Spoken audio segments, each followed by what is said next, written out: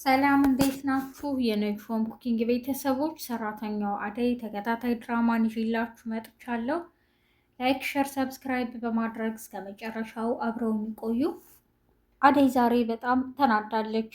ቤዛን አንቃታለች። የለሊ እንደዚህ መሆን ያንቺ እጅ አለበት። ለሊ እንደዚህ አልነበረችም። ሲጀመር እዚህ ሆስፒታል ምን ልታደርጊ መጣሽ? ምን አስበሽ? በማለት ታንቃታለች። ድረሱልኝ በማለትም ስለተጣራች ሁሉም ተሰብስበው ይመጣሉ። ዶክተሩም ይሄ እኮ የጤና ተቋም እንጂ ሌላ ቦታ አይደለም፣ እኔ አደይ ካንቺ አልጠብቅምም ይላታል። አይ ቤዛ እዚህ የመጣችው በምክንያት ነው፣ ካለ ምክንያት እዚህ ልትሆን አትችልም። መቼ ተምራ ነው ነርስ የሆነችውም ትለዋለች።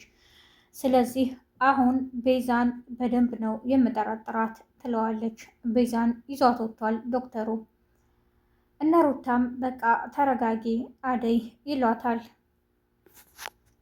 አደይ ወደ ለሊ ጋር ትሄዳለች። ለሊ እንዴ የት ነው የምታውቂኝ? አላውቅሽም ትላታለች። እንዴ ለሊ እንዴት ትረሽኛለሽ?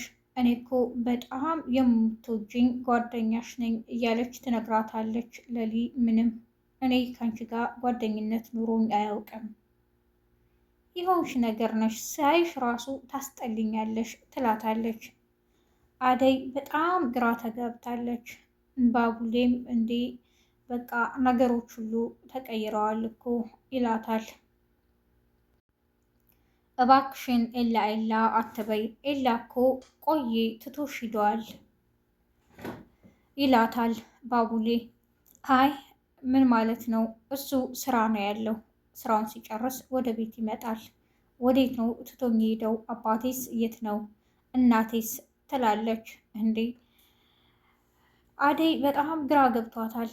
አደይ እኔ ብዙ የራሴ ነገሮች ያልተስተካከሉ የሚያስጨንቁ ነገሮች አሉ፣ ግን የሌሊ እንደዚህ መሆን ደግሞ በቃ ምንድን ነው እያለች ብቻዋን በጣም ግራ ገብቷታል።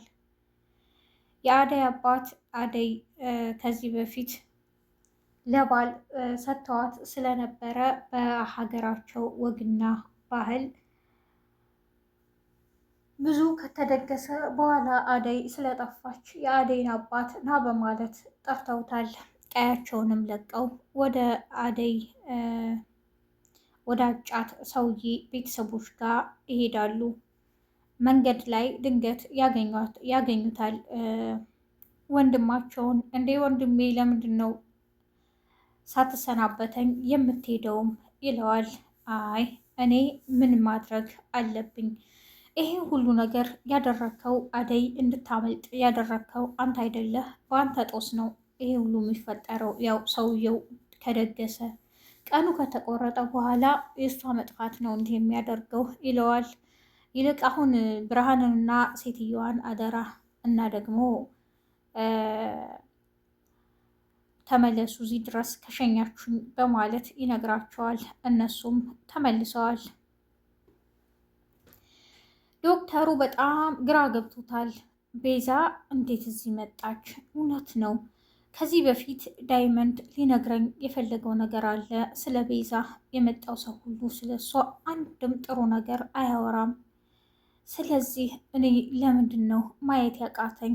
ቤዛ ወንድሟ ምንድን ነው እየተፈጠረ ያለው? አደይን ግን በጣም አመኛታለሁ እያለ ከራሱ ጋር ያወራል። በዚህ ጊዜ ባቡሌ በመደወል እባክን ሌሊት ታማለች ና በማለት ይጠራዋል። የቤዛ ወንድም መንገድ ላይ ከሰዎች ተደብቆ ሲሮጥ ያየዋል። እንዴ የቤዛ ወንድም ከማን ነው የምትደበቀው? ምን ሆና ነው በማለት መኪናውን አቁሞ ይጠይቀዋል።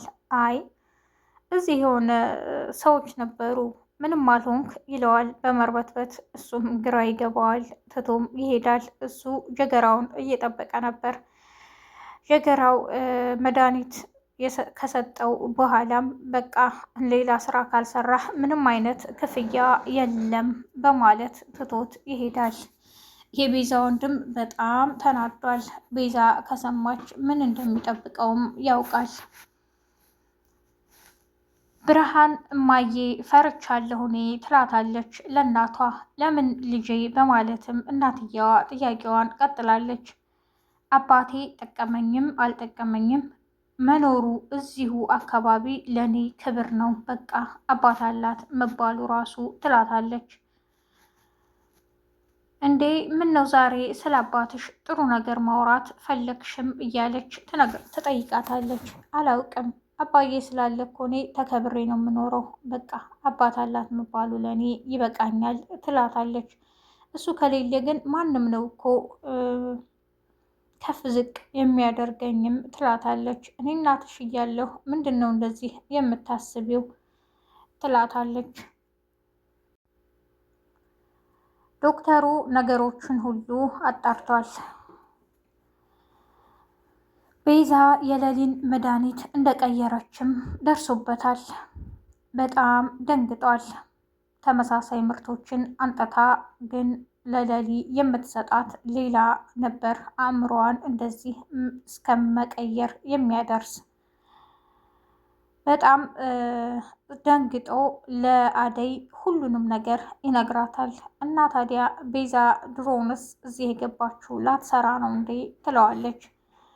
አደይ ይህንን የምነግርሽ ግን ሚስጥር አድርገሽ እንድትይዥ ነው በማለትም ይነግራታል። እኔ ሚስጥር አድርጌ የሚይዘው ሌሊ ሙሉ ጤናዋ እስካልተመለሰ ድረስ እናንተን እከሳችኋለሁ፣ እንዴት እንደዚህ ታደርጋላችሁ እያለች ከዶክተሩ ጋር ትጣላለች። አደይ አሁን ነው እኔም ያወቅኩት ቤዛን። በእርግጥ አምኛት ነበር፣ ግን እኔ ምን ማድረግ እንዳለብኝ አውቃለሁ። ስለዚህ አሁን ዝም ነው ማለት ያለብሽ። ለሌሊ ደግሞ ይህን መድኃኒት እንድትሰጧት። እኔ እስከ ዛሬ እኮ ይገርመኝ ነበር፣ ሰው መድኃኒት ሲሰጠው ይረጋጋል፣ እሷ ደግሞ በጣም ነው የምትጮኸውና የምታብደውም እያለ ይነግራታል።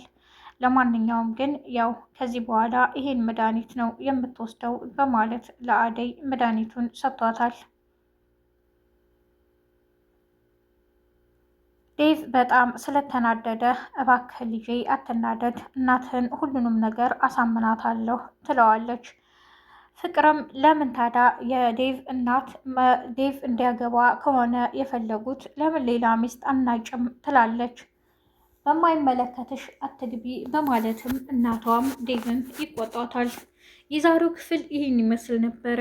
በቀጣይ ክፍል እስከምንገናኝ ነጅሆም ኩኪንግን ላይክ፣ ሸር፣ ሰብስክራይብ በማድረግ እስከ መጨረሻው አብራችሁ ስለቆያችሁ አመሰግናለሁ። መልካም ቀን ባይ